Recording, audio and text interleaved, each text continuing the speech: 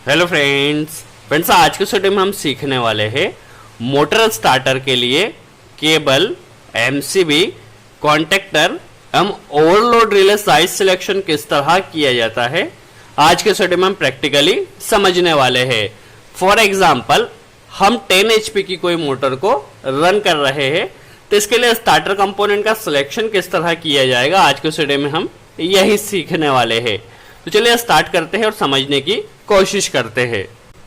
तो चलिए सबसे पहले कंपोनेंट का सिलेक्शन करने से पहले हमें इसका एम्पियर पता होना चाहिए, हमारी मोटर कितने एम्पियर लेने वाली है। तो इसके लिए हमें एचपी टू एम्पियर कन्वर्जन करना होगा। हमारी मोटर की रेटिंग कितनी है, 10 HP।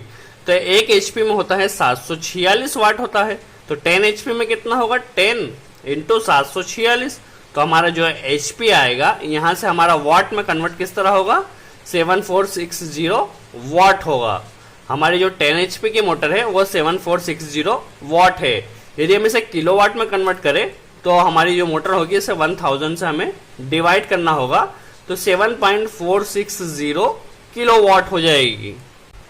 चलिए यहाँ से हमारे पास किलोवाट आ गया। अब हम यहाँ से पहले एम्पियर निकाल लेते हैं। तो एम्पियर के लिए पावर का फॉर्मूला क्या है, 3 फेज के लिए power is equal to the √3 VI cos phi। यहां से हम यदि एम्पियर निकाले, इसका एम्पियर यदि हम निकालना चाहते हैं तो P इज इक्वल टू होगा √3 V cos phi। हम 3 फेज के लिए हमारी मोटर को ले रहे हैं तो वोल्टेज इसमें होगा 415। इसके अलावा पावर फैक्टर देखा जाए तो 0.8 to 0.9 होता है। हम यहाँ पे लेके चलेंगे, जो पावर फैक्टर होगा वो होगा 0.85 फॉर एग्जाम्पल हम लेके चल रहे हैं।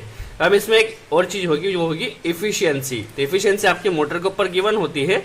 फॉर एग्जाम्पल हम यदि हमारी मोटर न्यू है तो 0.90 इफिशियंसी, 90% इसकी इफिशियंसी हम लेके चल रहे हैं। चलिए यहाँ से हम यदि निकाले तो I इक्वल टू क्या होगा, पावर की जो यूनिट होती है यहाँ पे हमें वॉट में पुट करना होती है। तो वॉट कितना था हमारे पास, 7460। यदि आप इसे किलो वॉट में पुट करते हैं तो आपको 1000 का मल्टीप्लाई करना होगा, बट हम डायरेक्ट यहाँ पे वॉट में पुट कर रहे हैं। √3 की वैल्यू कितनी है, 1.732। वोल्टेज कितना है, 415। आपके यहाँ पहले मेजर कर ले कितना आ रहा है।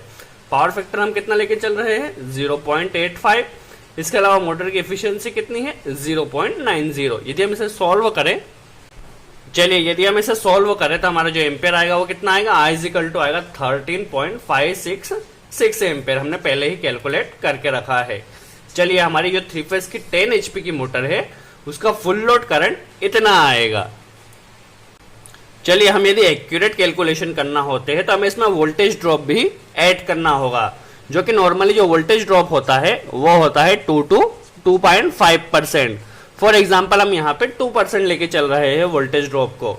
तो इसकी यदि हम इसका 3.566 का 2% निकाले, 2 to 2.5% होता है नॉर्मली वोल्टेज ड्रॉप, जो कि हमारे जो स्टार्टर होता है उसमें वोल्टेज ड्रॉप इतना होता है। इसका यदि हम 2% निकाले तो 2% कितना होगा, फॉर एग्जांपल इसका जो 2% होगा वो हमने कैलकुलेट करके रखा है 27132 होगा।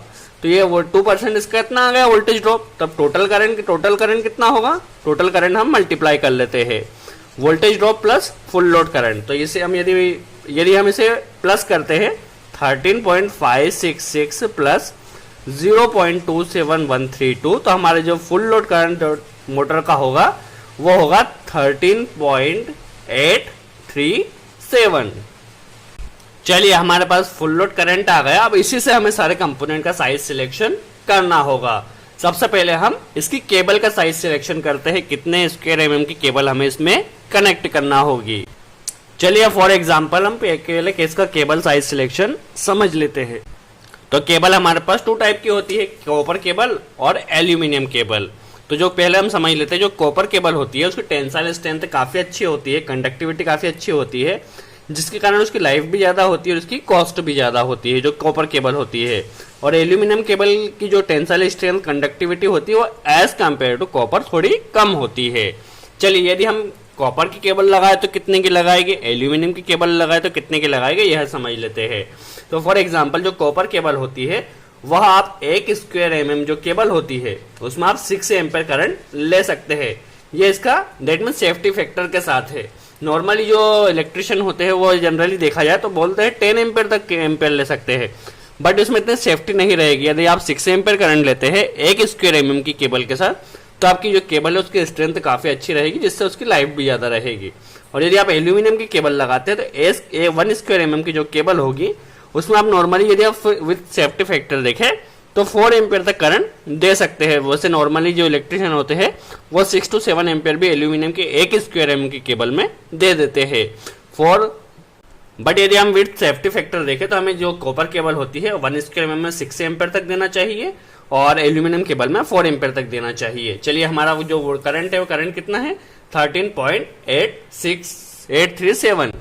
चलिए इसका केबल साइज सिलेक्शन हम समझ लेते हैं। यदि 1 में हमें 6 एम्पियर देना है तो 13.837 में कितने स्क्वायर की केबल लगेगी। यदि हम इसे सॉल्व करें 13.836 डिवाइड बाय 6 करते हैं तो जो हमारा आंसर आएगा वह आएगा 2.326।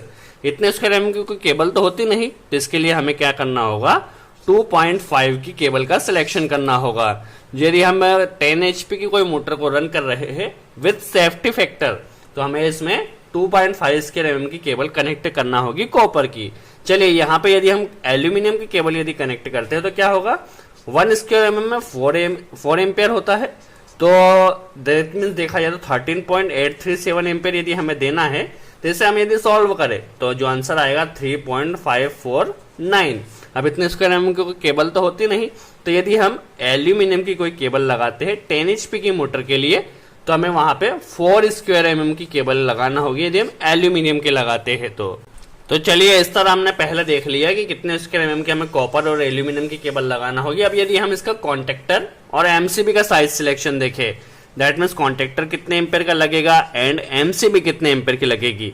तो जो होता है कॉन्टेक्टर और एमसीबी जो उसका फुल लोड करंट आता है विथ लॉसेस हमारे पास कितना आया 13.837। तो इसका हमें क्या करना होगा 1.5%। दैट मीन्स इसका 1.5% जितना होगा उतनी रेटिंग के हमें एमसीबी और कॉन्टेक्टर लगाना होगा। जनरली क्या कहा जाता है 20 to 25%, बट ऐसा नहीं है।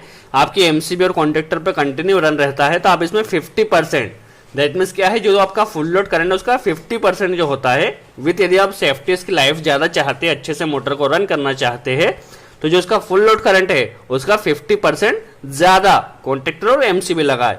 यदि हम इसका 50% लगाए तो कितना होगा 13.837 का यदि हम 50% लगाए तो क्या होगा 1.5 का यदि हम सिंपली मल्टीप्लाई कर दे तो क्या आंसर आएगा इसका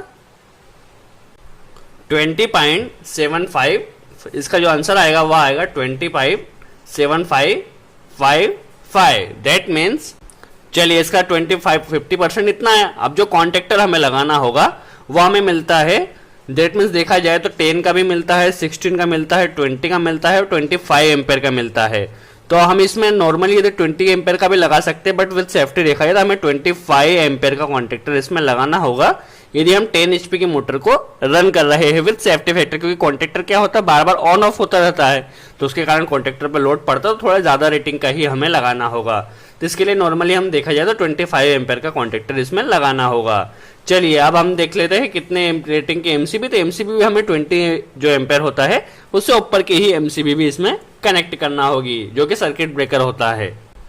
चलिए अब बात आती है ओवरलोड रिले साइज सिलेक्शन। कितने रेटिंग का ओवरलोड रिले लगाना होगा। अब चूंकि जो ओवरलोड रिले होता है वो फिक्स्ड का तो होता नहीं, क्या होता है जैसे 10 to 16 ampere, 16 to 20 ampere, 20 to 30 ampere, इस हिसाब से एम्पेयर होता है। तो हमें इसका प्रॉपर यदि हम सिलेक्शन करना चाहते हैं तो कितने एम्पेयर से कितने एम्पेयर तक का लगाए हम पहले यह समझ लेते हैं। तो जो भी इसका फुल लोड करंट होता है जो कि हमने कितना निकाला 13.837, इसका 20% ज्यादा एवं 20% कम जो कि कितना होगा। फॉर एग्जाम्पल पहले हम इसका 20% निकाल लेते हैं। 13.837 का यदि हम 20% निकालें तो वह कितना आएगा हमने पहले ही कैलकुलेट करके रखा है जो कि आएगा 2.76।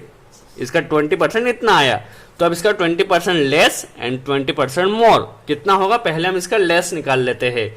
यदि हम 13.837 माइनस 2.76 करते हैं तो हमारा जो आंसर आएगा वह आएगा 11.077 एम्पेयर। तो ये इसका लेस आया।